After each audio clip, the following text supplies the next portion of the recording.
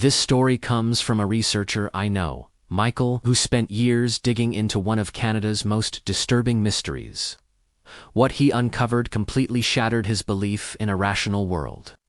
Back in 1930, a fur trapper named Joe LaBelle was traveling through the remote wilderness of Nunavut, northern Canada. He'd traded with the people there, shared meals with them, and had always been welcomed. But on this particular day, the village was eerily silent. It wasn't just empty. It was abandoned in a way that defied all logic. Kayaks were still pulled up on the shore. Cooking pots hung over cold fire pits, food still inside, now frozen solid. Tools and clothes were scattered about, as if people had just dropped them mid-task. But the people themselves, every man, woman, and child, had vanished.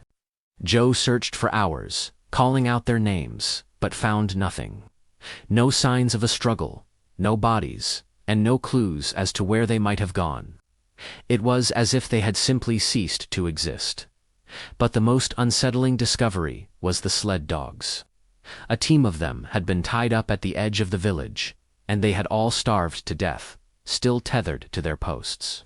The villagers, known for their deep connection to their animals, would never have abandoned them like this. Joe immediately reported his finding to the Royal Canadian Mounted Police. When the search party arrived, the mystery only deepened. They discovered that the village's ancestral graves had been desecrated. Bodies buried for decades were now exposed, scattered around their disturbed resting places. But here's the chilling part. The ground was frozen solid. Opening those graves would have required immense force or tools the Inuit simply didn't possess. The official investigation hit a dead end, and the case was quietly shelved. For years, the story of Anjikun Lake was dismissed as a myth. But Michael found something that changed everything. Buried in the RCMP archives, he uncovered a sealed file from 1931. Inside were witness statements that had never been made public. 3 separate trappers and hunters reported seeing strange pulsating blue-green lights hovering silently over the lake in the days leading up to the disappearance. The lights would then shoot upwards into the sky at impossible speeds. The most terrifying account came from an elderly Inuit man named Arnaluk. In his statement, Arnaluk claimed he was fishing on the lake when he witnessed the entire village walking in a single, silent line towards the water. They moved in perfect unison, as if being pulled by invisible strings. They walked straight into the icy lake and kept going until the water closed over their heads. None of them struggled or screamed. Arnaluk said he tried to call out, tried to paddle toward them, but he was completely paralyzed, forced to watch as they all disappeared. As soon as the last person was gone, he regained control of his body and fled, never looking back. He never spoke of it until the RCMP questioned him. And then, Arnaluk vanished too. His camp was found abandoned 3 weeks later. Michael managed to track down Arnaluk's only living descendant, a granddaughter in Yellowknife. When he asked about the story, she went pale and refused to talk. But just before she closed the door, she whispered, "He didn't disappear. He went back to the lake. Something was calling him. Something that's been calling our family ever since."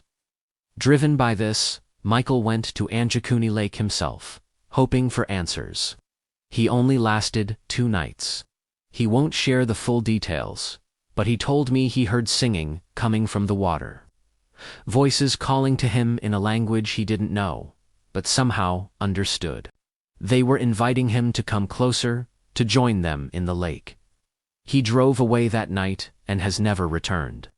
The mystery of what happened to the people of Anjikun Lake and what still waits in the water remains.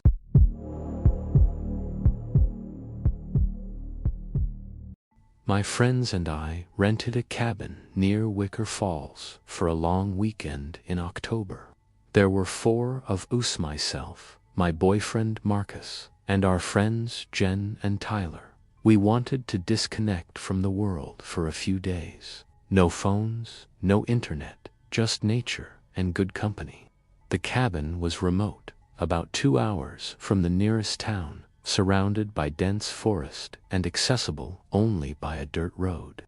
The first 2 days were perfect. We hiked, cooked meals together, and spent the evenings playing cards by the fireplace. But on the third night, things changed. It started with the knocking. Around 2 in the morning, I woke up to a sound coming from the front door. 3 slow, deliberate knocks. I lay there in the darkness, listening, wondering if I had imagined it. Then it came again. Knock, knock, knock. I shook Marcus awake. He heard it, too. We crept out of the bedroom and met Jen and Tyler. In the hallway, they had also been woken by the sound. The 4 of us stood there, staring at the front door, none of us wanting to open it. Tyler finally grabbed a flashlight and approached the door. He looked through the small window beside it and said he couldn't see anyone. Against our protests, he opened the door and stepped onto the porch. Nothing. No one was there. The forest was completely silent. No wind, no animals, nothing. Just an oppressive, unnatural stillness. We went back to bed, but none of us slept well. The next morning, we found something that made our blood run cold. Carved into the wooden railing of the porch were 4 tally marks. They hadn't been there the day before. We would have noticed. We tried to rationalize it. Maybe it was a prank. Maybe some local kids knew about the cabin and were trying to scare tourists. But deep down, none of us believed that. That night, the knocking returned. This time, it wasn't at the front door. It was at the bedroom windows. All of them, simultaneously. We gathered in the living room, flashlights in hand, and that's when Marcus noticed something through the window. A figure was standing at the edge of the tree line, maybe 50 feet from the cabin. It was too dark to make out any features, but the shape was unmistakably human. It was just standing there, facing the cabin, completely motionless. Jen started crying. Tyler wanted to confront whoever it was, but Marcus held him back. We watched the figure for what felt like hours, but it never moved. Eventually, we barricaded the doors and tried to wait until morning. At some point, I must have dozed off, because I woke up to sunlight streaming through the windows. The others were still asleep around me. I got up to check the porch, hoping the nightmare was over. The tally marks had changed. Now there were 3. One of us was missing. Tyler was gone. We searched the cabin, the surrounding area, everywhere we could think of. We found his shoes by the back door, as if he had walked outside barefoot in the middle of the night. But there were no footprints in the soft earth beyond the porch. It was like he had simply vanished. We packed our things and left immediately. We reported Tyler missing to the police in the nearest town. They searched the area for weeks, but never found any trace of him. The detective who handled the case told us something that still haunts me. He said the cabin had a history. Over the past 40 years, 7 people had gone missing from that property, always in groups, always during October, and always on the 3rd night of their stay. The locals call it the Wicker Falls Watcher. They say something lives in those woods, something old, something patient. It counts its prey, it waits, and when it's ready, it takes one. The tally marks, the detective explained, represent how many are left. I think about Tyler every day. I think about those tally marks counting down. And I think about the figure at the tree line, standing so still, watching us sleep. Some nights, I dream I'm back at that cabin. And in the dream, there's knocking at my bedroom door. Slow, deliberate, and the tally marks on the door say 1.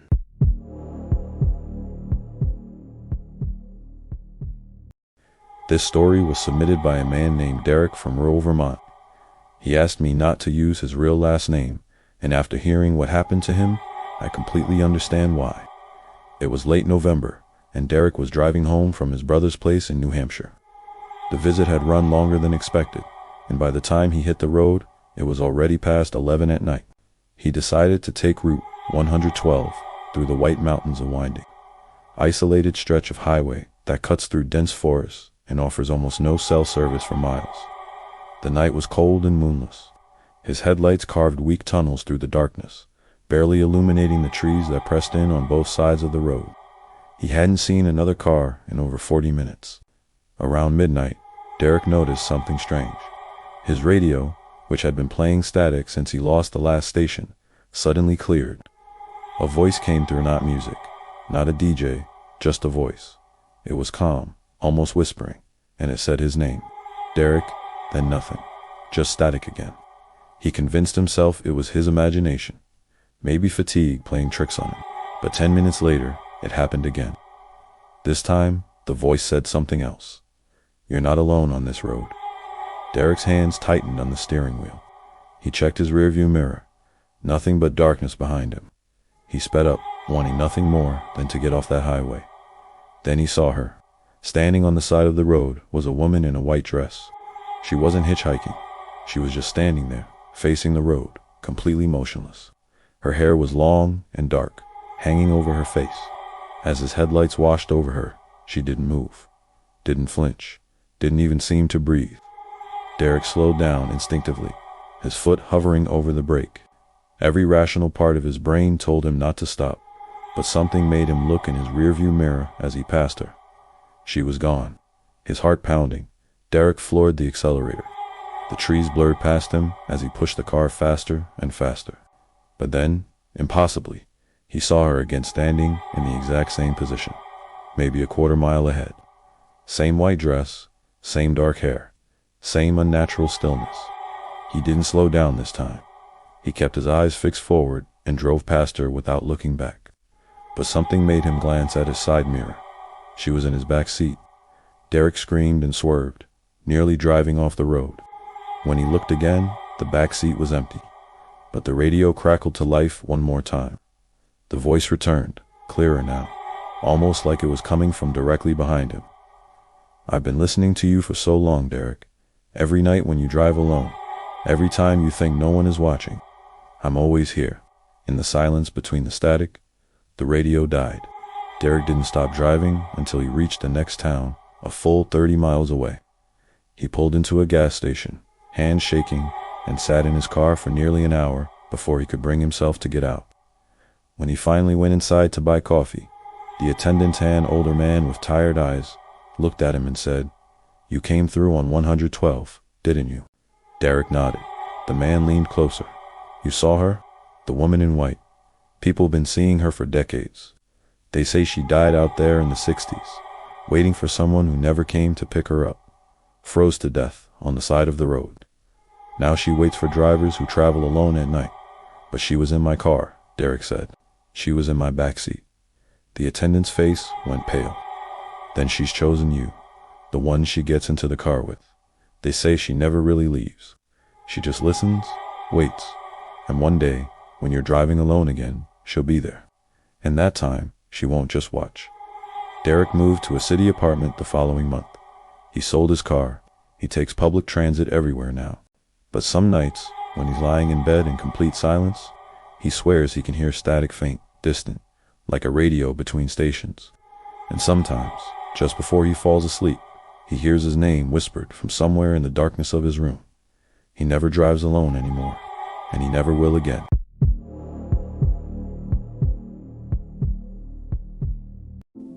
This story was sent to me by a woman named Claire, who grew up in Niagara Falls, Ontario. She swears every word is true, and after what she experienced, she's never gone back.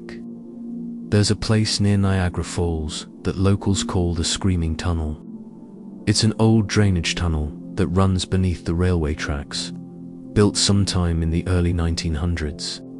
From the outside, it looks aberradomed, crumbling limestone walls covered in graffiti, puddles of stagnant water, and an oppressive darkness that seems to swallow your flashlight beam just a few feet in.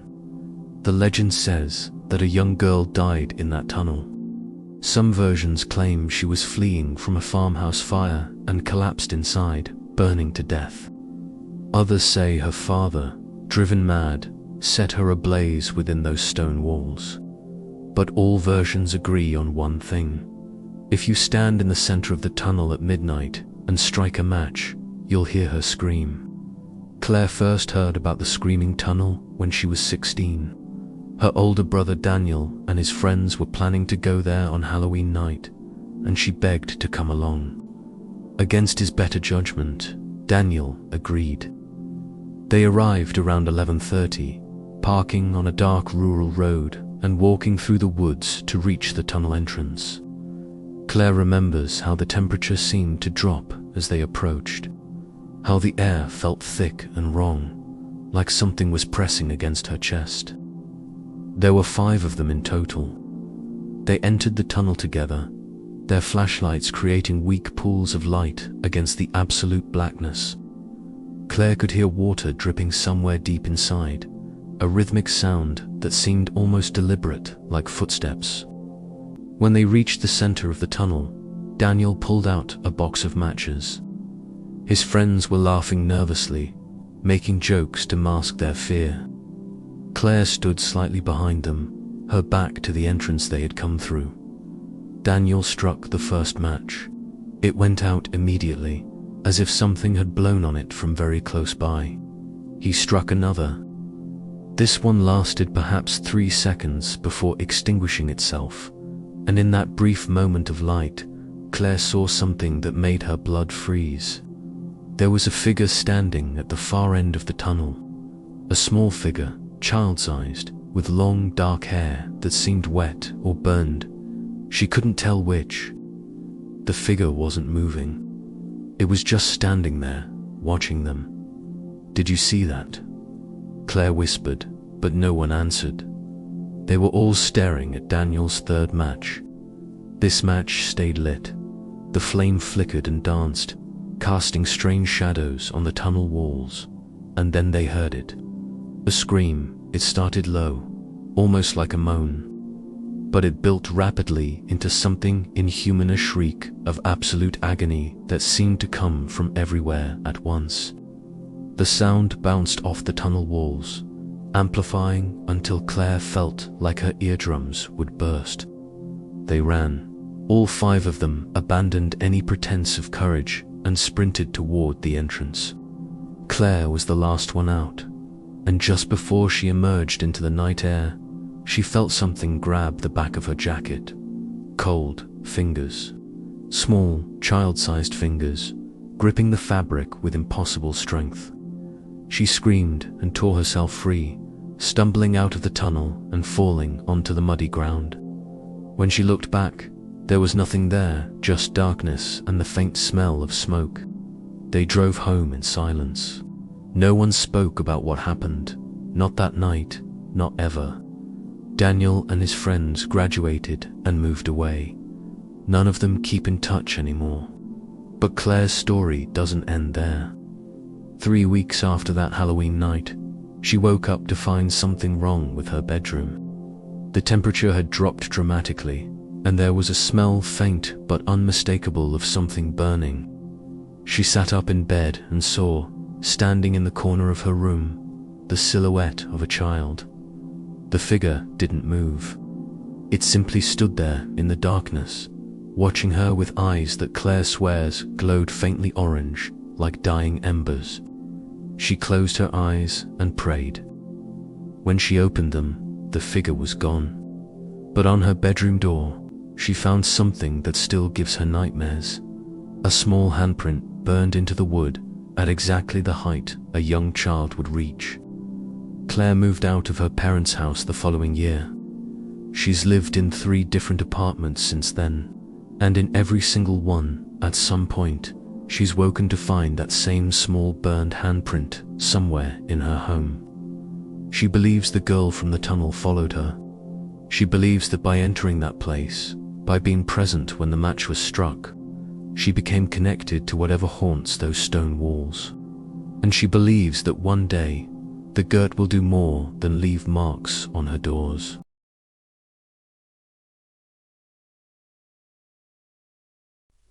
Have you ever had that feeling, that deep in your gut sensation that you're being watched? For Colin, a 24-year-old just trying to make his way in the city, that feeling became a terrifying reality. His story starts on a Tuesday, just like any other.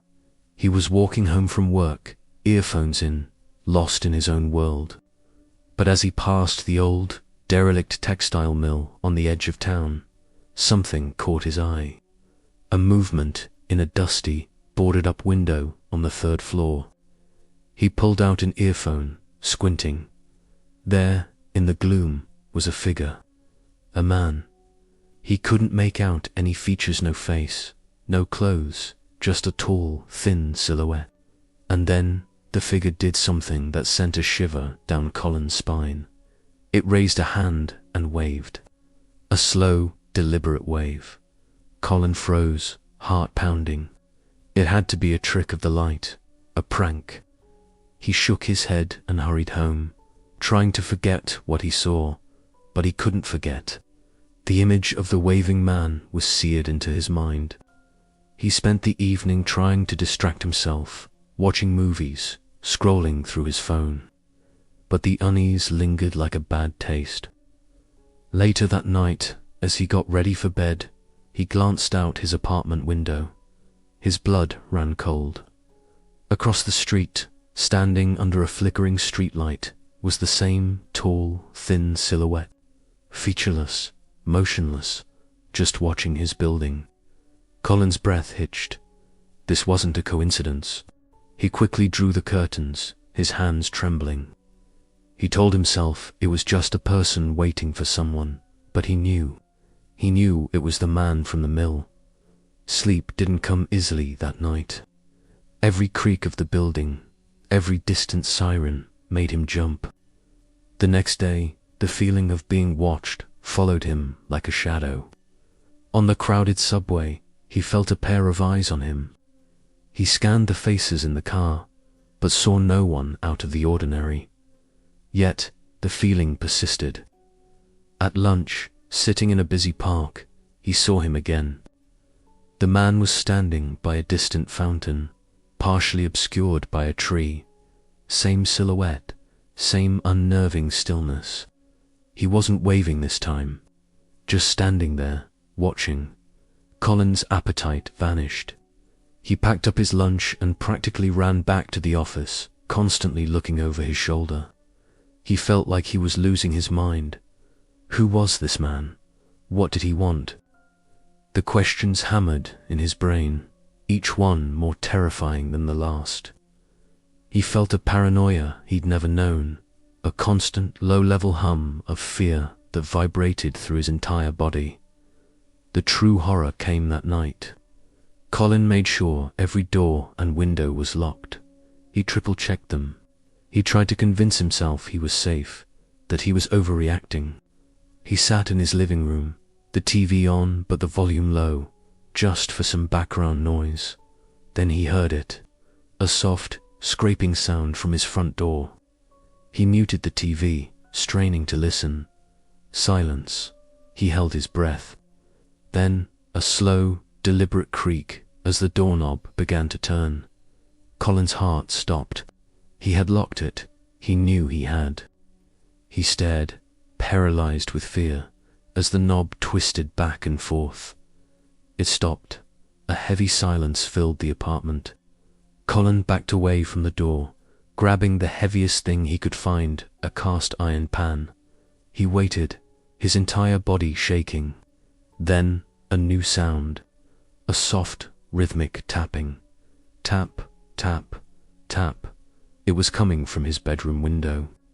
He crept towards the bedroom, his stomach in knots. He peered through a tiny gap in the curtains. There, on the fire escape outside his third-story window, was the silhouette. It was closer than ever before, and it was waving. That slow, deliberate, terrifying wave, Colin finally found his voice and screamed. He called the police, but by the time they arrived, the fire escape was empty. There was no sign of anyone. They found nothing, and Colin was left alone with the chilling certainty that the waving man was still out there, watching, waiting.